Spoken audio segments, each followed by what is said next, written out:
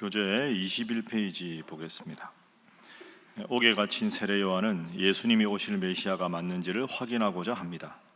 그때 예수님은 자신이 선지자보다 더 나은 자임을 말씀하십니다. 그리고 예수님은 이 세대가 메시아가 눈앞에 있어도 깨닫지 못하는 세대라고 말씀하십니다. 결국 예수님께서 권능을 행하시며 자신을 드러내셨음에도 회개하지 않는 도시들은 심판받을 수밖에 없지만 어린아이들과 같이 하나님께 나오는 자는 쉼을 얻게 될 것이라고 말씀하십니다. 우리가 성경을 읽을 때 하나 기억할 게 있습니다. 우리가 이제 예를 들어서 지금 마태복음을 읽고 있는데 마태복음 1장에 족보가 나오죠. 그리고 예수님의 탄생 이야기가 앞에 나옵니다. 그리고 마태, 마가, 누가, 요한복음 다 제일 뒤쪽에는 뭐가 나옵니까? 예수님 십자가에 못 박히시고 부활하신 사건이 나옵니다. 그러다 보면 우리는 이렇게 성경을 읽을 때 이게 예수님이 하신 일이 쭉 연대별로 되어 있구나, 시간 순서대로 되어 있구나 이렇게 생각하는데 그렇지가 않습니다. 그러니까 마태복음 앞부분에 예수님의 탄생 이야기가 나오고 끝에 십자가 사건이 나온다고 해서 이게 예수님이 쭉 시간의 경과함에 따라 쓰는 게 아니라 마태복음은 마태 시각대로, 마가복음은 마가의 시각대로 의도적으로 사건들을 좀 모아 놓습니다. 그래서 뒤에 하셨던 게 앞에 나오기도 하고 앞에 하셨던 게 뒤에 나오기도 하고, 그 9장과 10장은 예수님께서 주로 치유를 하셨다. 8장, 9장 그래서 이제 예수님께서 많은 자들을 고치셨다 이런 내용이 나오고, 이제 어제 읽은 말씀 10장 그리고 이제 11장, 12장은 예수님께서 점점 백성들이 예수님을 선호하자 배척하는 무리들이 많아졌다. 그래서 11장 그리고 내일 12장 말씀은 예수님에 대해서 자꾸 시비를 거는 사람들이 생겨나는 장면을 보여주고 있습니다. 자, 오늘은 이제 세례 요한 이야기로 시작합니다. 11장 2절 말씀 보시죠. 자, 지금 세례 요한이 제자들을 통해서 예수님께 묻습니다. 2절, 3절 함께 읽습니다. 시작. 요한이 옥에서 그리스도께서 하신 일을 듣고 제자들을 보내어 예수께 여짜오되 오실 그이가 당신이오니이까 우리가 다른 일을 기다리오니이까. 아멘. 세례 요한이 지금 감옥에 갇혔습니다. 왜 세례 요한이 감옥에 갇혔느냐 하면 세례 요한 당시에 유대 지역을 다스리는 사람이 헤롯 아닙니까? 헤롯 안디바가 그 동생이 있는데 동생이 빌립이거든요. 이 빌립의 아내가 헤로디아였는데 이 동생의 아내를 헤롯 안디바가 취합니다. 이게 참 말이 안 되지 않습니까? 우리나라 상황에서 동생의 아내를 형이 취했습니다. 세례 요한은 하나님 앞에 거칠 것이 없는 사람이죠. 그 잘못된 일이다. 동생의 아내를 취한 것은 부당한 일이다. 이렇게 외쳤습니다. 그러니까 이 헤롯 안디바가 그게 화가 나서 세례 요한을 감옥에 가두어 놓은 겁니다. 자, 그 감옥에 가두어져서 이제 감옥에 있는 세례 요한이 소문을 듣자 하니까 제자들을 통해서 예수님이 엄청나게 많은 기적을 행하신다. 그 제자들을 통해서 물으라고 하는 겁니다. 우리가 예수님께서 오시면, 그러니까 하나님의 아들 구원자가 오시면 그분을 통해 구원을 얻는다는데 저 나사렛 예수 기적을 행하는 당신이 메시아가 맞습니까? 하는 걸 물어라. 이렇게 이야기하죠. 그러니까 이 4절에 예수님께서 내가 그다 하는 것을 이제 돌려서 말씀을 하십니다. 첫 번째 기도 제목은 세례 요한처럼 살게 하소서 하는 것입니다. 세례 요한처럼 살게 하소서. 왜 세례 요한일까요? 제가 주일날 세례 요한 설교도 했지만 세례 요한은 가문도 예수님보다 훌륭하고 인지도도, 경륜도, 나이도 다 세례 요한이 앞섰습니다. 제자들도 많았죠. 지금 세례 요한이 감옥에 갇혔습니다. 감옥에 갇힌 이유가 뭡니까? 세례 요한이 잘못한 게 아닙니다. 잘못을 잘못이라고 하나님 입장에서 말한 것 때문에 감옥에 갇혔습니다. 인간적으로 보면 억울할 법도 하지 않습니까? 감옥에 있으면서 보통 사람 같았으면 하나님, 저는 왜 인생이 이렇게 꼬였습니까? 아니, 나이 많은 제사장 아버지를 뒀는데 이렇게 유대 광야에서 메뚜기와 석청을 먹고 회개하라고 복음을 전하고 나에게 관심이 있는 모든 관심을 예수님께 돌려야 하고, 제 제자들도 예수님께 돌려야 하고, 제가 지금 또 뭘 잘못하고 감옥에 있습니까? 제 인생은 왜 이렇게 기구합니까? 왜 저만 이렇게 사서 고생해야 합니까? 이렇게 원망할 수 있는 상황입니다. 세례요한이 참 훌륭한 사람인 이유는 감옥에 갇혀 있는데도 예수님 생각만 하는 겁니다. 지금 여러분, 이게 참 어려운 일입니다.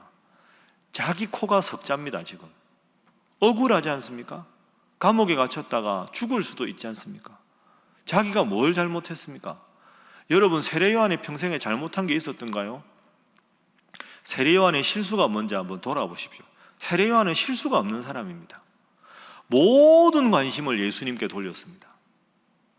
태어날 때부터 죽을 때까지, 죽을 때도 순교당하지 않습니까?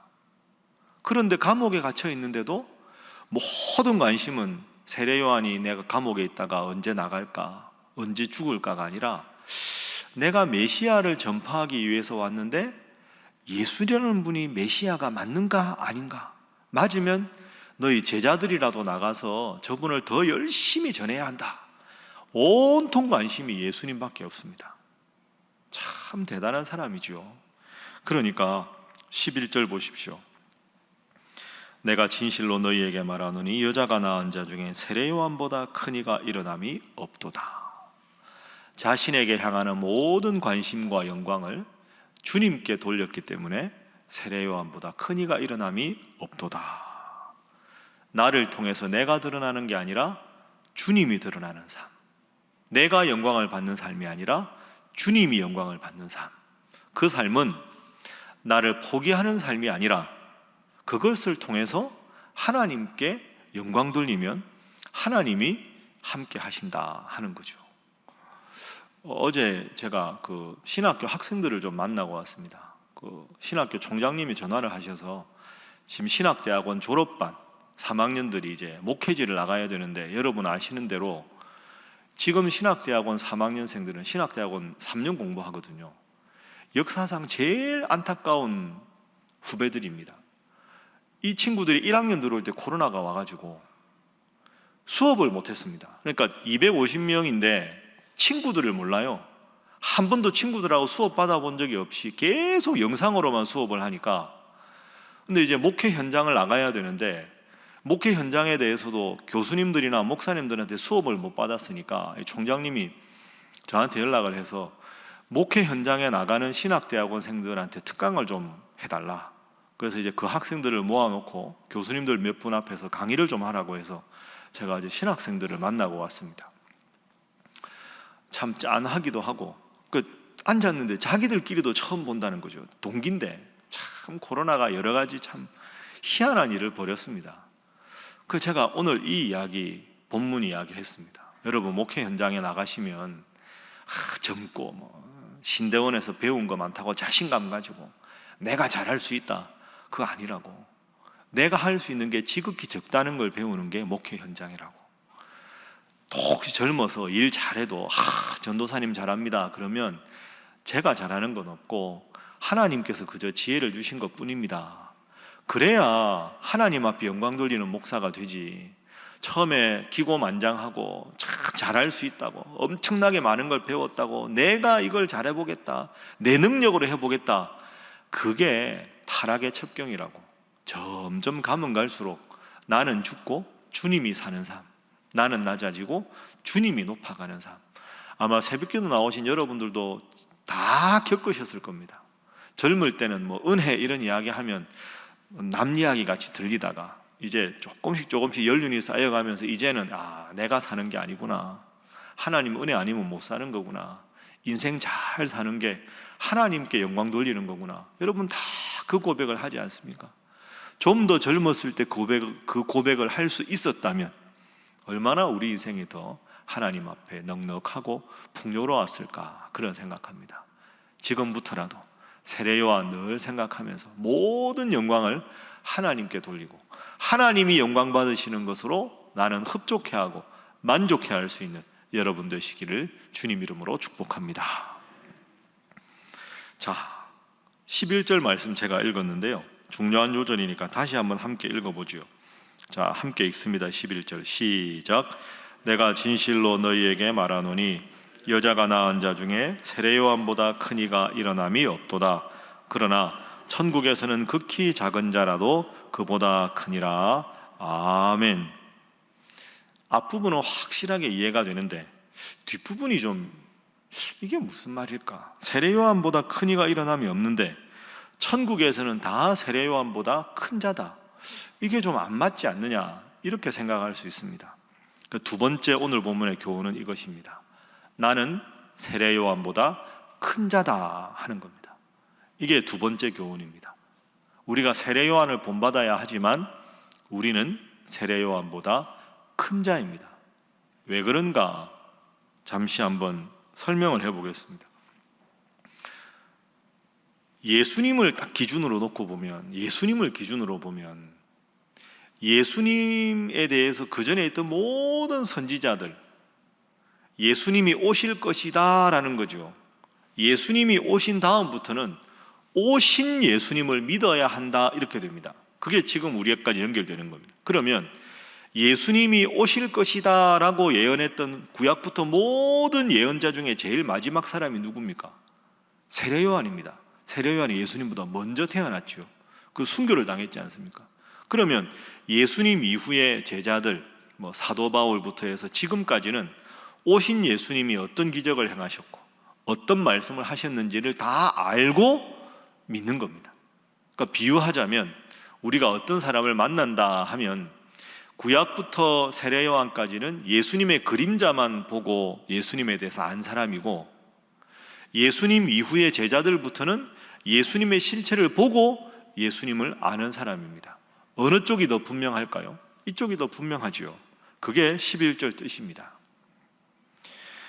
그러나 천국에서는 극히 작은 자라도 그보다 크니라 하는 것은, 세례 요한은 예수님께서 3년간 행하셨던 모든 일과 기적과 말씀을 들어보지 못했던 사람, 아브라함도 이삭도 다윗도 솔로몬도. 그런데 우리는 지금 이 성경을 통해서 예수님이 어디서 무슨 말씀을 하셨고 제자들에게 무엇을 꾸짖으셨고 어떤 이적을 행하셨고 어떻게 부활하셨고 다 알고 믿는 거죠. 그러니까 우리가 세례 요한보다 큰 자다 하는 겁니다. 이걸 조금 더 생각해 보면 우리가 2022년에 대한민국 땅에서 살아가는 게 참 은혜입니다. 우리가 구약시대에 만약에 여러분이나 제가 하나님이 태어나게 했으면 예수님 말씀도 몰랐을 거 아닙니까? 세례 요한 당시에 태어났어도 마찬가지 아닐 겁니까? 지금 만약에 우리가 이 땅 대한민국에서 태어나지 않고 만약에 북한에서 태어났다면 이렇게 새벽 기도를 어떻게 하겠습니까? 목숨 걸고 나와서 새벽 기도 나오는 순간 총살을 당하지 않겠습니까? 그 생각해 보면 여러분, 우리가 은혜라는 게 내가 기도한 게 막 잘 풀리고 오래 기도한 걸 하나님께서 해결해 주시고 그게 은혜가 아닙니다. 그건 지극히 작은 은혜고요. 내가 2022년 6월 달에 서울에서 지금 예배당에 나와 있다는 게 은혜인 줄로 믿습니다. 신약시대에 태어난 것도 은혜고 예수님 믿는 것도 은혜고 건강해서 새벽기도 나온 것도 은혜고 지금 새벽기도에 거리가 멀어서 못 나오지만 영상으로 함께 할 수 있다는 것도 은혜고, 여러분이 그 어떤 계기를 통해서라도 하나님을 믿고 예수님을 구원자라 고백한 것도 은혜고, 오늘 새벽에도 에어컨이 고장이 안 나가지고 시원하게 앉을 수 있는 것도 은혜고, 오늘 여러분이 제 음성이 더 또렷하게 들리는지 모르겠는데요, 1년에 2번 이 마이크 스피커 튜닝을 하거든요. 이 혹시 잡음이 있거나 여름에 장마철 오기 전에 마이크하고 스피커 소리를 전체를 다 새롭게 조정을 합니다. 그래야 습기나 이걸 조절할 수 있거든요. 오늘따라 더 잘 들리면 그것도 은혜 아닙니까? 생각해보면 모든 게 다 은혜인 줄로 믿습니다. 날마다 이루어진 것에 대해서만 은혜가 아니라 내 존재 자체가 은혜고 내 삶의 순간순간이 은혜다, 이 고백으로 살아가는 여러분 되시기를 주님 이름으로 축복합니다. 자, 마지막 기도 제목은 신앙적인 열심이 정죄와 교만이 되지 않게 하소서 하는 것입니다. 신앙적인 내 열심이 누군가를 정죄하고 교만하는 일이 되지 않게 하소서. 누구를 염두에 둔 기도 제목일까요? 예수님 당시에 대적했던 사람들, 바리새인들이나 서기관 같은 사람들, 열심히 있다고 해서 그렇지 않은 사람들을 정죄하고 교만하고. 자, 16절부터 예수님 이렇게 말씀하십니다. 이 세대를 무엇으로 비유할까? 비유하건대 아이들이 장터에 앉아 제 동물을 불러 이르되 우리가 너희를 향하여 피리를 불어도 너희가 춤추지 않고 슬피 울어도 가슴을 치지 아니하였다. 요한이 와서 먹지도 않고 마시지도 아니하니 시비를 걸면서 귀신 들려서 그렇다 이렇게 말하고, 예수님이 와서 먹고 마시니까 또 저 사람은 먹기를 탐하고 포도주를 즐기는 사람이다. 세리와 죄인의 친구로다. 누가 이렇게 합니까? 종교 지도자들. 그러니까 세례 요한 보고도 시비 걸고 예수님 보고도 시비 걸고 모든 것을 시비 거는 사람들, 그런 사람들이다 하는 거죠. 자, 20절 말씀 함께 20절 읽어봅니다. 시작. 예수께서 권능을 가장 많이 행하신 고을들이 회개하지 아니하므로 그때 책망하시되. 아멘. 이게 참 역설입니다. 그죠? 예수님이 이적을 제일 많이 행하신 고을들이 회개하고 예수님 믿어야 되는데 그렇지 않았다. 이걸 사람으로 비교하면 구약에 대해서 제일 많이 알던 사람들이 예수님을 가장 회방하던 사람들 아닙니까? 예수님 태어나실 때도 동방박사들이 유대인의 왕으로 오시니가 어디 있느냐? 헤롯이 종교 지도자들 다 불러서 어디서 뭐 구원장을 한다는데 베들레헴입니다. 그러고는 제가 설교한 대로 한 명도 베들레헴으로 안 가지요. 세례 요한에 대해서도 시비 걸고 예수님에 대해서도 시비 걸고, 제일 열심히 있다는 사람들이 제일 마음이 강팍해서 정죄하는 일, 교만하게 자기 의만 드러내는 일에 앞장서고 있습니다. 우리가 말라기서까지 구약을 읽고 지금 이제 마태복음부터 읽고 있는데, 예언서를 보면 하나님이 제일 싫어하는 사람은 제가 보기에 교만한 사람, 하나님이 들어 쓰시는 사람은 겸손한 사람 아닙니까? 자기의 의미를 딱 뭉쳐 살아갔던 사람, 하나님께서 항상 치셨습니다.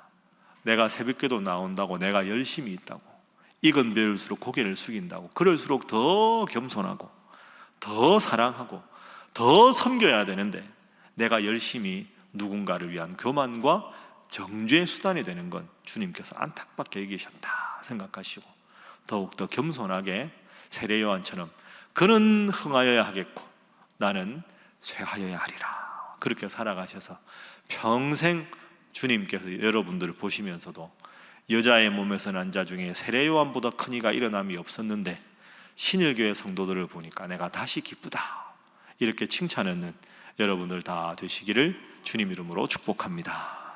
함께 기도하겠습니다. 하나님, 세례 요한을 생각합니다. 자신을 향하는 모든 관심을 주님께만 돌렸습니다. 저희도 그렇게 살게 해주시고 하나님의 자녀임을 늘 기뻐하되 겸손히 주님 잘 섬김으로 하나님 주시는 큰 은혜와 복을 날마다 누리도록 역사하여 주옵소서. 함께 기도하시고 오늘 구역 모임, 우리 온 교구와 구역의 성도들도 그런 사람들 되게 하시고, 우리 신일교회가 주님이 주인이시요 주님 영광을 위해 모든 사역에 초점이 맞추어지는 교회가 되게 하여 주옵소서. 호국 보훈의 달을 맞이하여 이 나라 이 민족을 위해서도, 그리고 우리 사랑하는 선교사님들과 사역을 위해서도 다 함께 기도하겠습니다. 주여 믿습니다. 주여 믿습니다. 주여 믿습니다.